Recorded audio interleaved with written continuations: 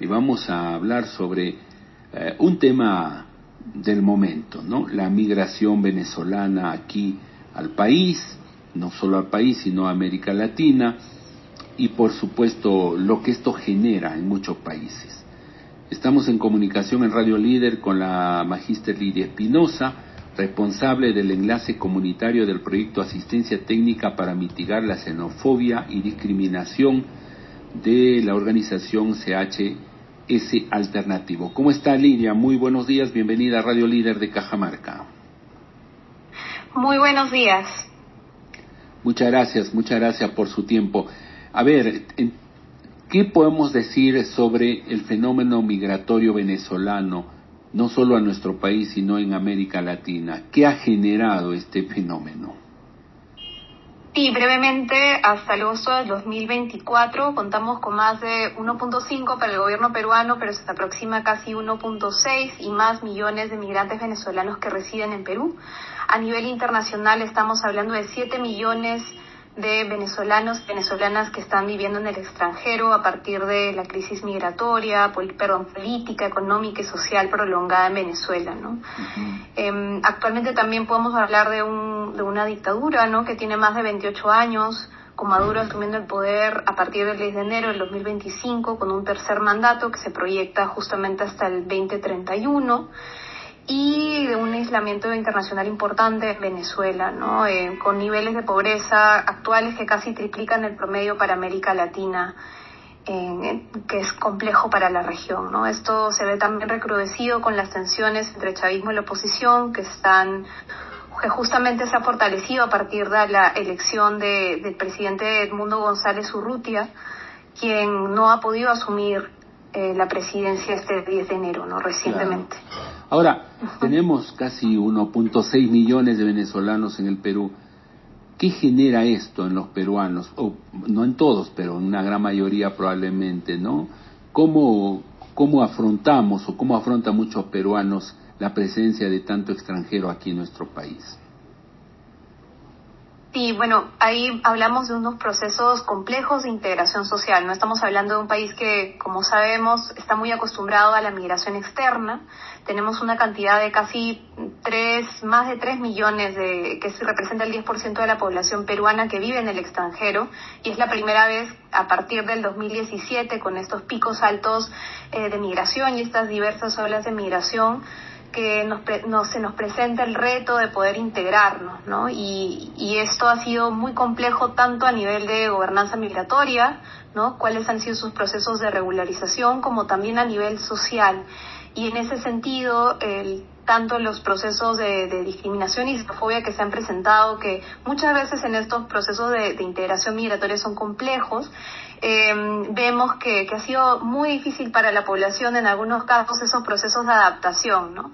Pero también vemos un aporte importante de la población migrante venezolana, por ejemplo, a nivel económico y a nivel laboral. Han aportado 1.981.000 soles de ingresos fiscales para el 2024, que eso representa también algo favorable, ¿no?, que ha repercutido en los procesos de mejora en los sectores educativos, por ejemplo, en los sectores de salud. Hemos visto diferentes escenarios en los últimos años, desde 2017, donde la población migrante y refugiada venezolana ha aportado directamente a la población peruana, ¿no?, claro, de acogida, como conocemos, sí. Lamentablemente no todos los peruanos han tratado bien a los venezolanos o a los extranjeros aquí. Siempre hay un recelo, una hostilidad, un rechazo, ¿no? Y esto, ¿cómo vamos los peruanos en ese aspecto? Sí, bueno, justamente el proyecto que estamos trabajando en el Perú con CHS Alternativo, que es Asistencia Técnica para Mitigar la Xenofobia, Discriminación y Violencia, trata sobre esto, ¿no? Hemos sacado algunos datos importantes, por ejemplo, en alianza con IP Noticias, hemos descubierto que el 61% o 6 de cada 10 encuestados en esta investigación consideraba que la migración venezolana es negativa o muy negativa, o que, por ejemplo, el 53% consideraba que la imagen que muestran los medios de comunicación también sobre los venezolanos es negativa, ¿no? Entonces, sí vemos como esta dificultad para integrarse, Pero también hay un aspecto positivo. Por ejemplo, en el mismo estudio vemos que también más de un 46% indica esta simpatía, ¿no? Y vemos que los niveles de simpatía y de procesos de más apertura, acogida, se dan cuando hay esta interacción entre venezolanos y peruanos, ¿no? Cuando nos encontramos es cuando mejoran los procesos de simpatía. Sin embargo, sí es importante mencionar el rol de los medios de comunicación como parte de este proceso, ¿no? También Claro. hemos visto muchas noticias negativas que impactan también en la opinión pública y tienen un rol fundamental. Correcto. Y ese es el punto, el segundo punto que queremos comentar, ¿no? Los medios de comunicación. Hay un taller importante del que también queremos hablar en breve, pero los medios de comunicación, ¿cuánto estamos influyendo en la percepción de los peruanos que pueden desarrollar hacia los ciudadanos extranjeros, principalmente los venezolanos? Y los datos que tenemos es que el 52% de las noticias en multiplataforma, tanto hemos hecho estudios no solamente de social listening, que es como recoger lo que están diciendo las personas en los medios digitales, ¿no?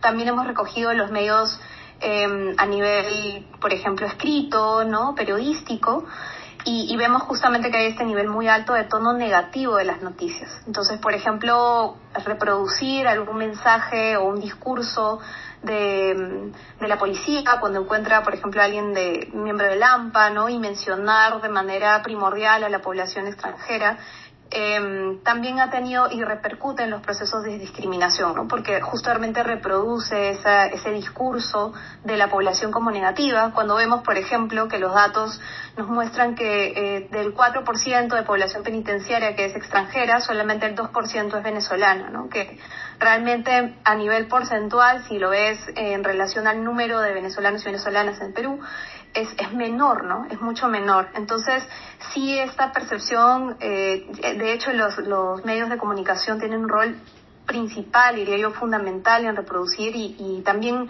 apoyar en esos procesos de cambio, de integración, ¿no? También vemos que hay casos exitosos donde se comparten historias de éxito, historias de vida, que nos dan cuenta de estos procesos nuevos, de cómo se va reconfigurando la sociedad peruana, ¿no? Claro. Cuando hay de repente un hecho lamentable, ¿no? Un asalto o algún acto delincuencial, lo primero que la gente se pregunta o dice, ¿no? Es quizá venezolano. Entonces, en ese aspecto, nosotros los medios de comunicación, ¿cómo deberíamos tratar este tema? Por ejemplo, difundir datos de fuentes confiables, no solamente reproducir la información que nos da la policía en el momento, sino buscar mayor información o buscar preguntar más de información. Por ejemplo, también dar a conocer historias positivas que conlleven los procesos de integración, dialogar con prioridad, cumplir un rol valioso, trabajar responsablemente en conjunto para generar noticias y mensajes que aporten en los procesos de integración, maximizando el rol de venezolanos, venezolanas, fomentar también y hacer las preguntas no pertinentes a los tomadores de decisiones que muchas veces también informan de manera negativa. No solamente es el rol del medio de comunicación de recoger los datos migratorios precisos, sino también hacer las preguntas correspondientes a algunos miembros, por ejemplo, del gobierno peruano, que pueden dar un discurso que es tal vez no responde a la realidad, ¿no? O Claro. que no caracteriza de una manera específica a la población venezolana. Son algunos de los datos que tenemos y que también vamos a compartir en el taller. Claro, algo que hemos hecho en Radio Líder es no generalizar, sino individualizar, ¿no? Porque normalmente se dice todos los venezolanos son así, o así son, ¿no? Entonces ya generalizamos por el acto que una sola persona quizá haya cometido y eso genera un impacto negativo en la mayoría de la gente. Este taller que se va a desarrollar, es dirigido a periodistas, para quienes podemos participar en este taller para entender bien cómo manejar este tipo de temas, Lidia. Sí, el taller de comunicación y migraciones justamente va a abordar la problemática de la migración, las dinámicas de los medios de comunicación, y está dirigido justamente a desarrollar capacidades en comunicación y migración como la reflexión crítica, también los procesos, conocer de manera a profundidad los procesos migratorios venezolanos en el Perú, y también se dan justamente en alianza con organizaciones de la sociedad civil e instituciones educativas, ¿no? Está justamente dirigidos a personas que trabajan en los medios periodísticos, en este caso tanto periodistas que están ejerciendo la carrera como también personas que están estudiando, ¿no? Perfecto. Sí. ¿Cuándo es y cómo podemos participar? Sí, tenemos 3 diferentes talleres, pero la región Macronorte, que es el más cercano, es para el sábado 18, de 9 a 11:30 de la mañana, conducido por CHC Alternativo, y pueden inscribirse en el link que está en la página web de chcalternativo.org y también en las redes de CHC Alternativo. Están invitados todos los periodistas, comunicadores y profesionales que justamente ejercen en medios de comunicación digital multiplataforma, pero también radio, prensa escrita y televisión en las regiones pertinentes. Muy bien. También, se entregará el certificado de participación y materiales de información, resúmenes que pueden apoyarlos en sus procesos. Correcto. Lidia, ha sido usted muy amable por la información que nos ha brindado sobre este tema y un pequeño adelanto, ¿no?, de lo que será este interesantísimo taller. Estaremos en contacto, muy amable. De lo que esto viene, muchas gracias, quedan todos invitados y nada, para servirlo. Estaremos en contacto, cómo no. Muchas gracias. Lidia Espinosa, responsable del enlace comunitario del proyecto Asistencia Técnica para mitigar la xenofobia y discriminación.